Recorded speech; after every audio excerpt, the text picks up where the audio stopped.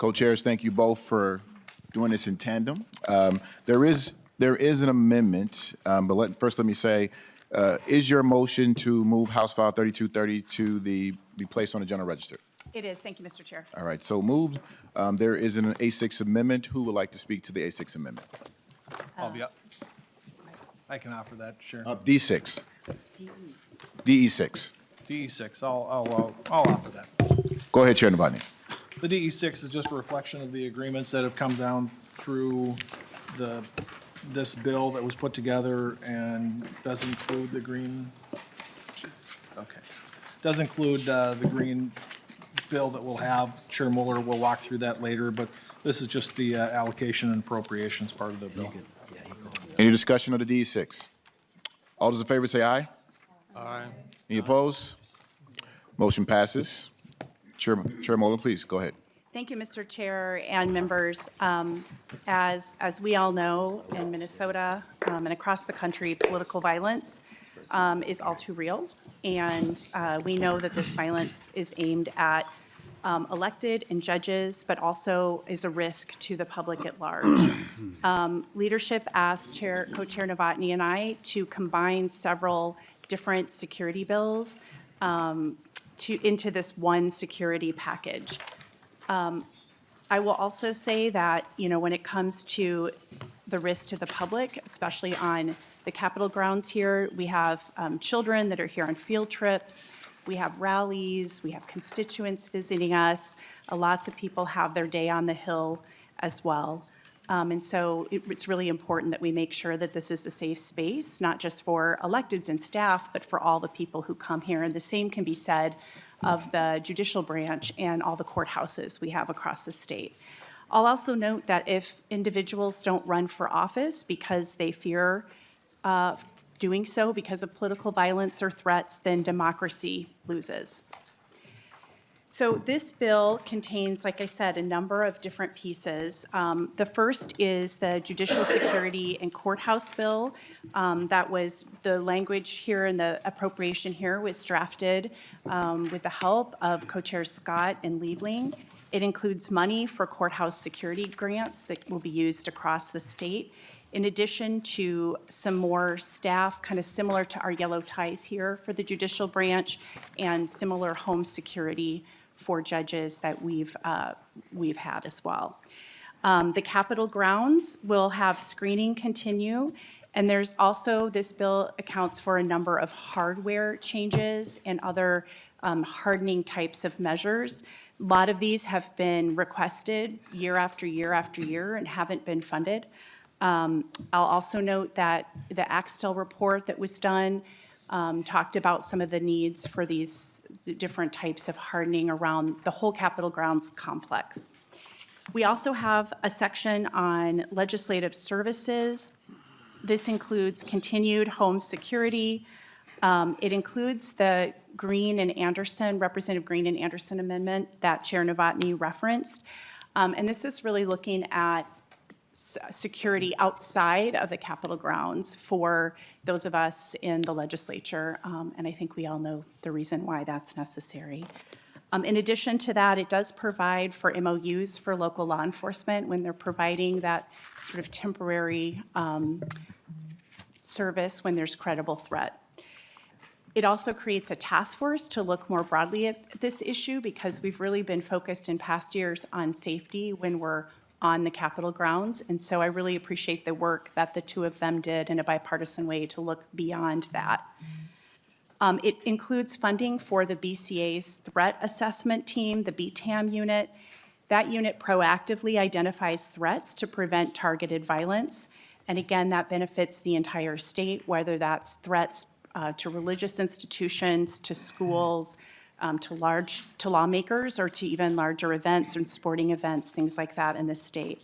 And then finally, there's some DPS deficiency funding in this bill because of the events that started really in June and have worked their way through this fall and this winter. They've had a lot of additional needs that were unexpected and not budgeted for. Thank you, and I'm really looking forward to your questions. Members' discussion? Chair West. Thank you, Mr. Chair. One thing that I've found to be somewhat, I mean, overall, this bill is fine.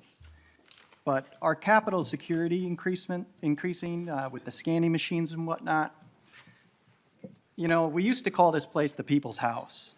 And I have not heard that mentioned very much since. I don't walk through a metal detector to access my own property. And this is the taxpayer's place.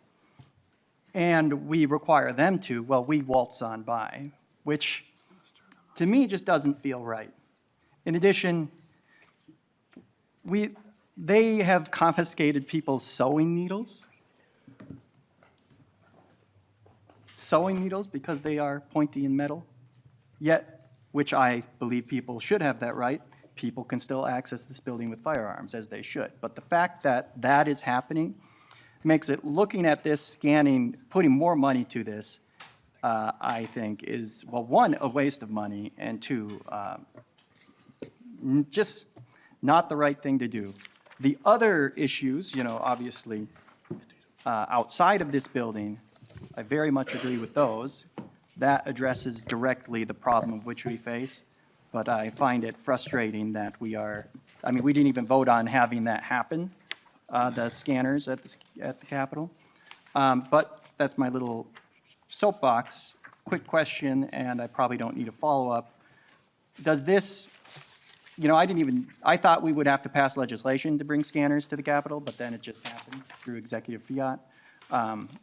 Does this in any way move that authority to the legislature rather than having the executive be able to control Capitol security, or does it not touch that issue? Chair Moller or Chair Novotny? Chair Novotny. Thanks, Chair Fraser. Representative West, that is not part of this bill. That was the decision, as you know, was made by the governor and the Security Commission last summer.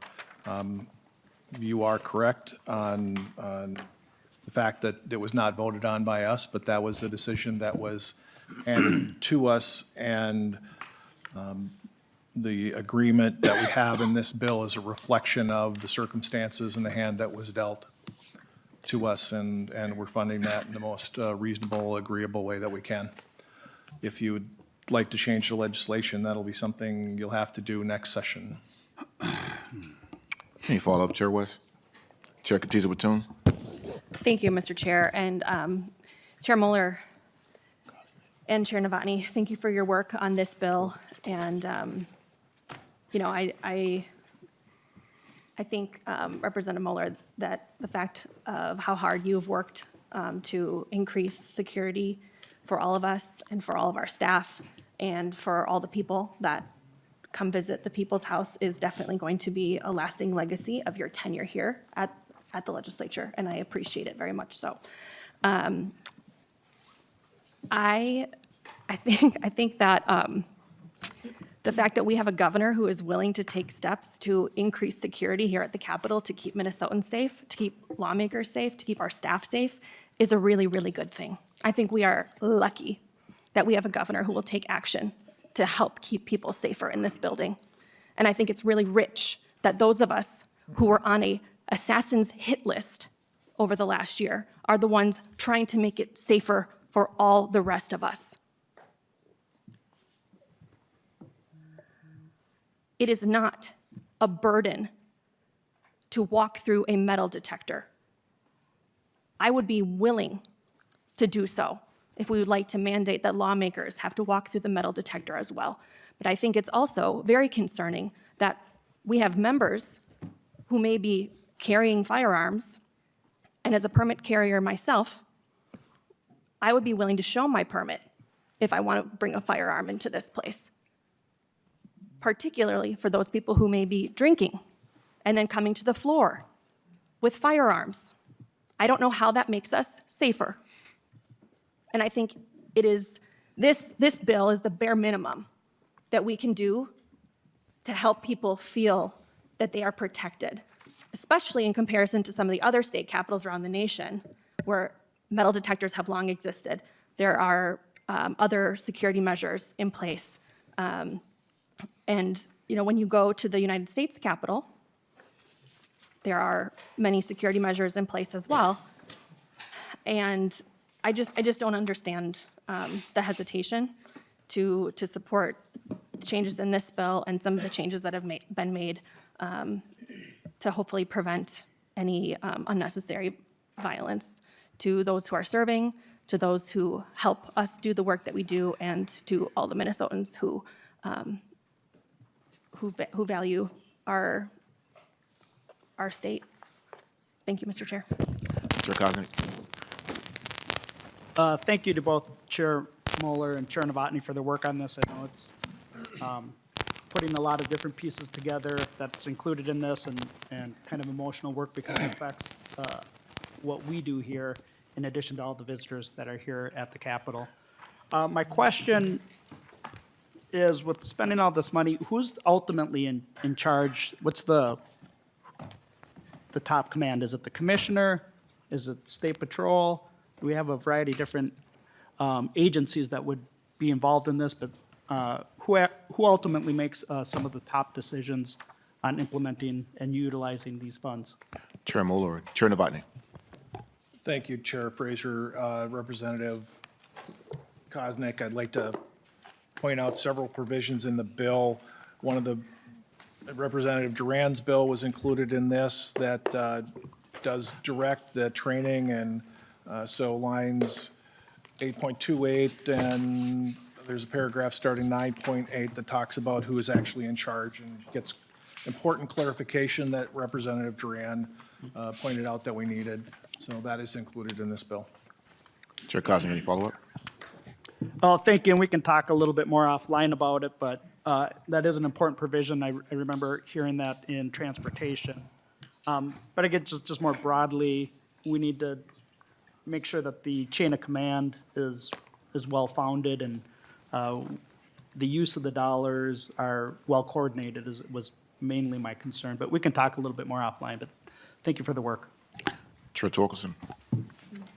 Well, thank you, Mr. Chair. I'd especially like to thank the two chairs for the work they've done on this bill. It's not an easy topic area, and they've done a good job of identifying the things that can be supported in a bipartisan fashion. I'd also like to note, Mr. Chair, that both of these members are on the retirement list, and I think we should thank them for their work with a round of applause.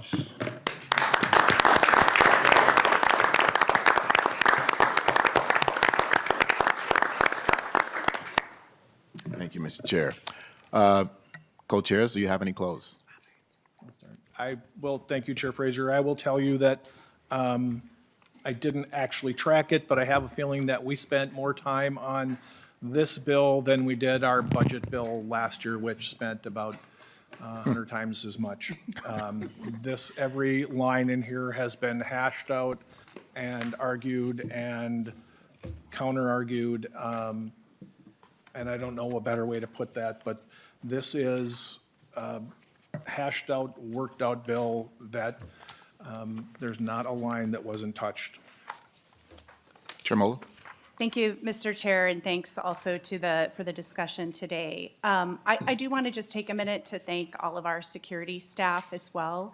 You know, the things that we experienced in Minnesota, not just electeds, but in general, were things none of us could have predicted, and really want to thank those who work on the Capitol complex, those who were assisting on any of the various events, State Patrol, our yellow ties, Capitol security officers, all of them. I know things have really changed and have been stepped up, but we need to make sure that we continue that funding on to the future and continue to look at improvements to make everybody safer who comes within this building. Thank you. Thank you, co-chairs. I will renew Chair Moller's motion that House File 3230 as amended be placed on the general register. All those in favor say aye. Aye. Any opposed? Motion passes. You're on your way. Thank you.